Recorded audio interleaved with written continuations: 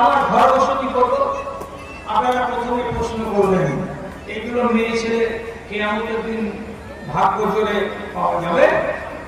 আমি বলছি 100 বার পাওয়া যাবে, 100 বার। যদি আল্লাহ আপনার কপালে জান্নাত লেখে আর আপনার স্ত্রীর কপালে জান্নাত লেখে, দুজনই যদি জান্নাতি হন, স্ত্রী যদি চায়, আপনি যদি চান, তাহলে আপনার দুনিয়ার স্ত্রীকে আবার আপনি কিয়ামতের দিন পেয়ে যাবেন। আপনি বলবেন এটা কথা তো এর আগে কোন মৌলভী মাওলানা বলেনি, তো মৌলভী মাওলানা যদি না বলে থাকে তো সেটা অন্য কথা হলো। আমি বলছি আমার কথাটাকে বিশ্বাস করেন। যেদিন মা আয়েশার সঙ্গে নবীজির বিয়ে হলো, তার আগে আল্লাহর রাসূল হযরত আয়েশাকে এক নজর দেখেননি, অথচ ৬-৭ বাড়ি দূরে তার বাপের বাড়ি দেখেননি। বিয়ে হলো, বিয়ে হওয়ার পর যখন আয়েশা নবীজির ঘরে গেলেন, যেটাকে আমরা বলি বাসর রাত, বাসর রাতে যখন মা আয়েশা গেলেন স্বামীর ঘরে, রাসূলুল্লাহ যখন নিজের স্ত্রীর মুখের কাপড়টাকে সরিয়ে তার দিকে মুহাব্বতের নজর দিয়ে তাকালেন, তো তাকানো মাত্রই আল্লাহ পাকের নবী বলছেন, এই চেহারা আমি এর আগে অন্তত 2 বার দেখেছি। চেহারাটা আমার কাছে অচেনা নয়, চেহারাটা আমার কাছে চেনা শোনা। আমি চেহারাটা দেখেছি, যেই চেহারাটা আমি আগে দেখেছিলাম সেই চেহারাটা আজকে দেখছি, একেবারে সেম সেম চেহারা। আয়েশা বলছেন রাদিয়াল্লাহু তাআলা আনহা, এটা একবারে ভুল কথা, আমি জীবনে কোনোদিন আপনার সামনে আসিনি, কেমন করে দেখলেন আপনি আমাকে? এটা কথা আমি মানতে পারলাম না। তখন রাসূলুল্লাহ বলছেন, আয়েশা কথাটা শুনো, কথাটাকে মানো। আমি তোমাকে একদম সত্য কথা বলছি। আমি একদিন কাবার প্রাঙ্গণে বসেছিলাম, হিজরত তখন হয়নি। এমন সময় আমার কাছে হযরত জিবরীল আলাইহিস সালাতু ওয়াস সালাম এলেন। আসার পর আমাকে সালাম দিয়ে আমার পাশে বসলেন। তারপর তিনি কি করলেন, একটা রেশমের কাপড়ে লেপটানো কোন জিনিস ছিল, সেই জিনিসটাকে আমার সামনে কাপড়টাকে খুলে খুলে খুলে খুলে বিধাকে খুলে দেওয়ার পর ভিতর থেকে একটা কাগজ বের করলেন। কত বড় সাইজ হবে, একটা পোস্ট কার্ড যত বড় হয় কত বড় একটা কাগজ হবে। কাগজটাকে বের করে তিনি আমার হাতে ধরিয়ে দিলেন, এই কাগজটা হাতে করে। আমি হাতে করলাম, আমি প্রথমে খেয়াল করিনি, কাগজটা হাতে করার কালে মনে মনে ভাবলাম যে এটা কোন সাদা কাগজ, কোন কিছু আছে লেখা পড়া। কিন্তু যখনই হাতে করলাম দেখছি কি কাগজের উপরে একটা সুন্দরী ধপধপে ফর্সা সাদা মহিলার ছবি ছাপানো আছে। আমি তখন জিবরিলকে জিজ্ঞেস করে বললাম, জিবরিল এই ছবিটা তুমি আমাকে কেন দেখালে, কেন তুমি আমাকে দিলে? তখন আমাকে হযরত জিবরিল বললেন, হাযিহি যাওজাতুকা ফিদ দুনিয়া ওয়াল আখিরাহ, হে আল্লাহ পাকের রাসূল, এটা আপনার একটা বিবি, দুনিয়াতে বিবি হয়ে থাকবে, এবং এটা আপনার একটা বিবি, এটা আখিরাতেও বিবি হয়ে থাকবে। আপনাকে এই মহিলাটা দেওয়া হবে একদিন, যেটা দুনিয়ার বিবি নয়, এই বিবিটা আপনার আখিরাতেরও বিবি, দুই দুনিয়াতে আপনার বিবি হবে। তোমার চেহারা আমি দেখেছি। তাহলে মা আয়েশা অস্বীকার করতে পারলেন না যে আমার চেহারা রাসূলুল্লাহ দেখেছেন কার মারফতে, তো জিবরিলের মারফতে। তিনি মনে মনে আনন্দিত হলেন যে আমি আল্লাহ পাকের নবীর স্ত্রী হব। এই ফয়সালাটা কার? আসমানের মালিকের।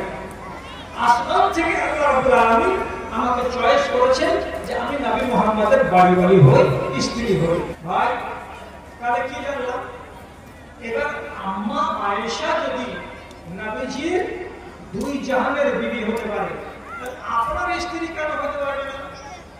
আপনি বললেন ওটা নবীর ব্যাপার, ওর ব্যাপার আলাদা, আমাদের ব্যাপার আলাদা। নাভি থেকে সরে চলে আসে, নাভি থেকে হটে এসে সরে এসে আমি একটা সাহাবীর কথা বলছি, আপনি এটাকে শুনেন আর শোনার পরে আকের করেন যে কথাটা কতখানি ঠিক বলছি। আবু দারদা রাদিয়াল্লাহু তাআলা আনহু যখন তার মৃত্যু ঘনিয়ে এসেছে তখন তার পাশে বসে আছে তার স্ত্রী। তো মরণের টাইম একবারে চলে এসেছে, আর সময় বেশি বাকি নেই। তো স্ত্রীকে বলছে, এই উম্মু দারদা, এই দাদার মা, আমার মরণের সময় চলে এসেছে, আমাকে এই জায়গায় লোকেরা দাফন কাফন করে দিবে, তারপরে তুমি বাড়ি গিয়ে তুমি একটা সাদা সিধা জীবন গত করবে, যেহেতু তোমার স্বামী নাই, তুমি আগের মতো করে আর এরকম চলাফেরা, যেমন স্বামীকে নিয়ে যেখানে সেখানে চলে গেলে বিনা স্বামীতে যেখানে সেখানে চলে যাবে না, একটা ভদ্র মেয়ে ছেলের জীবন কাটাবে। তখন তার স্ত্রী বলছে, আপনি যে মরে যাচ্ছেন আর আমি যে থেকে গেলাম, আপনাকে নিয়ে আমি খুব সুখী ছিলাম, আপনি কি আমাকে নিয়ে খুব সুখী ছিলেন দুনিয়াতে? আবু দারদা বলছে, তোমাকে নিয়ে আমি অত্যন্ত সুখী ছিলাম, আমি খুব খুশি ছিলাম, আমি অত্যন্ত আনন্দিত ছিলাম, তোমাকে নিয়ে আমি কোনোদিন দুঃখী হইনি। তাহলে স্বামী বলছে তোমাকে নিয়ে আমি জীবন কোনোদিন দুঃখী হইনি, স্ত্রী বলছে যে আমি তোমাকে পেয়ে স্বামী হিসাবে আমি কখনো দুঃখী হইনি, আমরা দুজনই সুখী ছিলাম। মেয়ে ছেলে মানুষ আবদার করে বলছে, আল্লাহ তাআলা কি এই জীবনটা আমাদেরকে আরেকবার ফিরিয়ে দিবেন না? কবে? কিয়ামতের দিন। তখন আবু দারদা বলছে, ফিরিয়ে দেবে, ফিরিয়ে দেবে, কিন্তু ফিরিয়ে দেওয়ার জন্য উপায় হতে হবে। কি উপায়? কথাটাকে খেয়াল করেন আর শুনে দলিল হিসাবে নিজের কাছে হেফাজত করে রাখেন, দলিল হিসাবে বসিয়ে রাখেন কথাটা। সেটা কি? আবু দারদা বলছে, আমার স্ত্রী শুনুন, আমি যখন মরে যাব, মরে যাওয়ার পর 4 মাস 10 দিন তোমার অন্য জায়গায় বিয়ে করা জায়েজ নয়। এবার 4 মাস 10 দিন পরে অন্য পুরুষের সঙ্গে তোমার বিয়ে করা জায়েজ আছে, কিন্তু তোমাকে বলছি ভালো করে শোনো, আমার মরে যাওয়ার পরে 4 মাস 10 দিন যখন গত হয়ে যাবে, তুমি যদি অন্য কোন স্বামীকে বিয়ে করে নাও, তাহলে কিয়ামতের দিন তুমি আমাকে আর স্বামী হিসাবে আল্লাহ জান্নাতে পাবে না। কেননা নবীজি বলেছেন, ইন্নাল মারাতা লিআখিরি আজওয়াজিহা, মেয়ে ছেলে কিয়ামতের দিন তার যেটা শেষ স্বামী হবে তার সাথে থাকবে। কাজে আমার পরে যদি অন্য কোন লোক তোমার স্বামী হয়ে যায়, তাহলে সেই লোকটার সাথে তোমাকে জান্নাত দেওয়া হবে, আমার সাথে তুমি জান্নাতি হতে পারবে না। আর তুমি যদি বলো যে না আমি তোমার সাথে জান্নাতে থাকবো, তাহলে আমার মরার পরে তোমার মরণ পর্যন্ত বিবাহ করা চলবে না, কাউকে তুমি বিবাহ করবে না। যদি বিবাহ না করো আমার মরার পরে আর ওই হালাতে মরো, তাহলে কিয়ামতের দিন তুমি আমাকে পেতে পারবে। এই মহিলা মরার কালে তখন আল্লাহ রাব্বুল আলামিনের কাছে দোয়া করে বলছে, আল্লাহুম্মা হাযা যাওজি খাতাবানি ওয়া নাকাহানি, হে রব্বুল কারীম, এই লোকটার নাম আবু দারদা, সে আমাকে পয়গাম দিয়েছিল এবং ইসলামী মতে সে লোকটা আমাকে বিয়ে করেছিল, আমরা সুখের জীবন কাটালাম। এবার মরে যাওয়ার পরে কিয়ামতের দিন আমার স্বামী যখন জান্নাতি হবে আর আমি যখন জান্নাতি হব, তখন আল্লাহ রাব্বুল আলামিন তুমি আমার সাথে এই লোকটার বিয়ে দিয়ে দিও, আমি এই লোকটাকে বিবাহ করতে চাই। যদি এটা সম্ভবপর না হতো কথা, তাহলে একজন সাহাবী কি এই কথাটা বলতেন? এটা যদি অসম্ভব কথা হতো তাহলে কি একটা সাহাবীর স্ত্রী এরকম কথা বলে দোয়া করতেন যে মরার পরে আল্লাহ কিয়ামতের দিন তুমি আমাকে এই স্বামীটা দিও? বলতেন না। আর এটা তো সহি হাদিস যে মরার পরে স্ত্রীদের জন্য বিধান কি, তুমি যদি আরেকটা স্বামী ধরে নাও তার সাথে জান্নাতে থাকবে, আরেকটা স্বামী তোমার স্বামী হয়ে থাকবে না। এই জন্য হযরত হুযায়ফা রাদিয়াল্লাহু তাআলা আনহু নিজের বিবিকে বলতেন, এ বিবি তুমি আমাকে চাও? হ্যাঁ আমি চাই। আমি তোমাকে চাই। তুমি আমাকে চাও? হ্যাঁ চাই। আমি তোমাকে চাই। তো তুমি যদি আমাকে চাও ফালা তানকিহি গায়রি, আমার মরে যাওয়ার পরে খবরদার কোন পুরুষকে তুমি বিবাহ করবে না, কোন পুরুষকে তুমি বিবাহ করবে না, তাহলে তুমি আমাকে পাবে কিয়ামতের দিন। এই মহিলা যার কথা আপনাকে এক্ষুনি বললাম, 4 মাস 10 দিন যখন গত হয়ে গেছে, তার হযরত মুআবিয়া রাদিয়াল্লাহু তাআলা আনহু পেগাম দিয়েছে, আর দেওয়ার পরে বলে পাঠিয়েছে, তুমি যে লোকটার স্বামী ছিলে তোমাকে 10খানা কাপড় দিতে পারেনি, তোমাকে 10টা ব্লাউজ দিতে পারেনি, তোমাকে সুখের জিন্দেগি দিতে পারেনি, কিন্তু আমি এমন একজন লোকের লোক, আমি তোমাকে 20টা শাড়ি দিতে পারবো, তোমাকে বিরিয়ানি আর পোলাও আর পরোটা খাওয়াতে পারবো, তোমাকে আদর করতে পারবো, তোমাকে সুখের জিন্দেগি দিতে পারবো, কাজে তুমি আমাকে বিয়ে করো, আমি তোমাকে বিয়ে করতে রাজি আছি। হযরত মুআবিয়ার মতো লোক পেগাম দিলেন বিবাহ করবো বলে, কিন্তু এত সম্ভ্রান্ত মানুষ তার পেগামকে উম্মু দারদা এই সাহাবী মহিলা উনি বলছেন, তুমি আমাকে যদি 50টা করে শাড়ি দাও, তুমি যদি আমাকে 100টা করে ব্লাউজ দাও, তুমি যদি আমাকে ফুলের ঘরে সাজিয়ে রাখো আর ফুল সজ্জায় রাখো চিরদিন, তথাপি আমি তোমাকে বিয়ে করবো না। কেন বিয়ে করবে না? আমার দোষ কি আছে? দোষ কিছুই নেই তোমার ভেতরে, তোমার ভেতরে সব গুণ আছে, কিন্তু আমার ইচ্ছাটা হলেই কিয়ামতের দিন আমি আমার স্বামী আবু দারদাকে বিয়ে করব, এবং আবু দারদার সাথেই আমি কিয়ামতের দিন আল্লাহর জান্নাতে থাকবো। অতএব আমি যদি তোমাকে বিয়ে করি তাহলে আমার স্বামী হাতছাড়া হয়ে যাবে।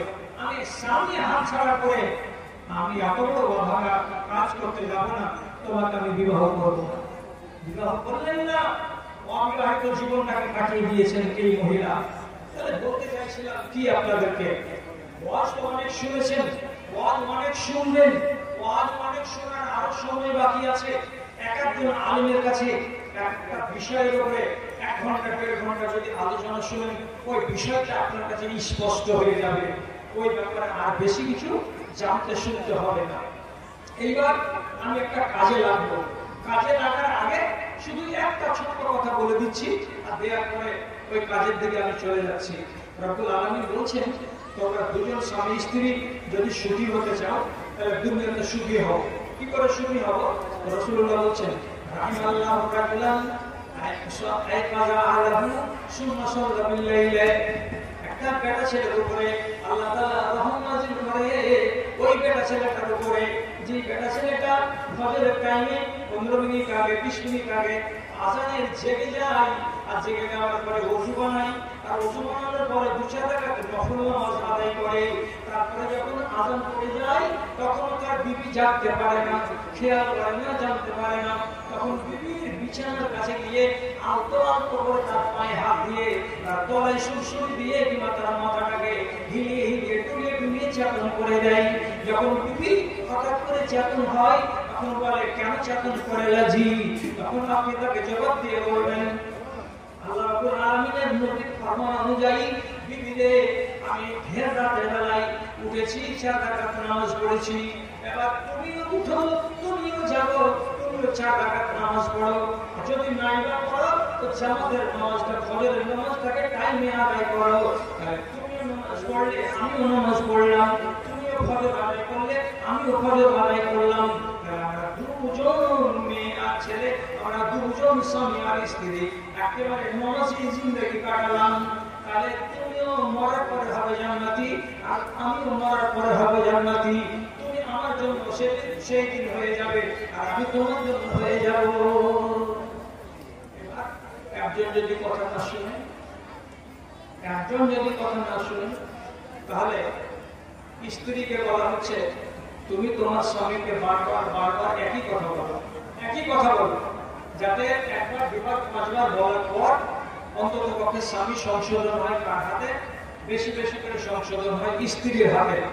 আমার হাতে, আপনার হাতে, ভাইয়ের হাতে, দাদার হাতে, মৌলানার হাতে সংশোধন যতটা হবে না, তার চাইতে বেশি সংশোধন হয় স্বামী কার দ্বারাই? নিজের স্ত্রীর দ্বারাই। এই জন্য স্ত্রীকে বলা হয়েছে নাছোড় বান্দা হয়ে, নাছোড় বান্দা হয়ে কাজ করতে হবে। কার পিছনে? স্বামীর পিছনে। এটাই কথা বলবেন। হাজি দুলালিরা নামাজ পড়লে না, তোমাকে আপনারা বললাম চাপন করালাম, তুমি উজু করলে না, নামাজ পড়তে গেলে না, কিয়ামতের দিন আল্লাহ তাআলাকে তুমি কি বলবে? কবরে তুমি কি জবাব দিবে? তোমাকে নিয়ে আমি কিয়ামতের দিন ঘর সংসার করবো, আমি নামাজ পড়লাম আমি জান্নাত পাবো, তুমি নামাজ পড়লে না, তুমি জান্নাত কেমন করে পাবা? তুমি যদি জান্নাত না পাও তাহলে আমি তোমাকে কি করে পাবো? যাও উঠো নামাজটা পড়ো। তো যদি স্ত্রীরা স্বামীদেরকে সোজা করতে চাই তাহলে এরাই সোজা করতে পারে। একবারের জায়গায় 5 বার, 5 বারের জায়গায় 7 বার। অনেক সময় মিঠা মিঠা করে শাস্তিও দিতে পারে। কেমন শাস্তি দিতে পারে? মেয়ে ছেলে দিলে ধরেন সেদিন ভালো করে কথা বলে না, মুখটাকে ভারী করে আছে। মুখ ভারী করার তো নিশ্চয়ই কারণ থাকবে। আপনি জিজ্ঞেস করবেন, আরে তুই আমাদের মুখ ভারী করে কেন আসিস, কথা কেন বলিস না ঠিক করে? তো আপনার স্ত্রীকে বলা উচিত হবে কি, আমি মুখ ভারী করে আছি, তুমি আমাকে সারিয়ে দাওনি, এই জন্য নয়। মুখ ভারী করে আছি কি এমনটার কথা ভাবনা ভেবে। কি এমনটার কথা ভাবনা মানে কি রে? বলছে আমি নামাজ পড়ি, আল্লাহর কাছে আমি জান্নাত নিব। তুমি নামাজ পড়ো না, তুমি জাহান্নামে যাবে।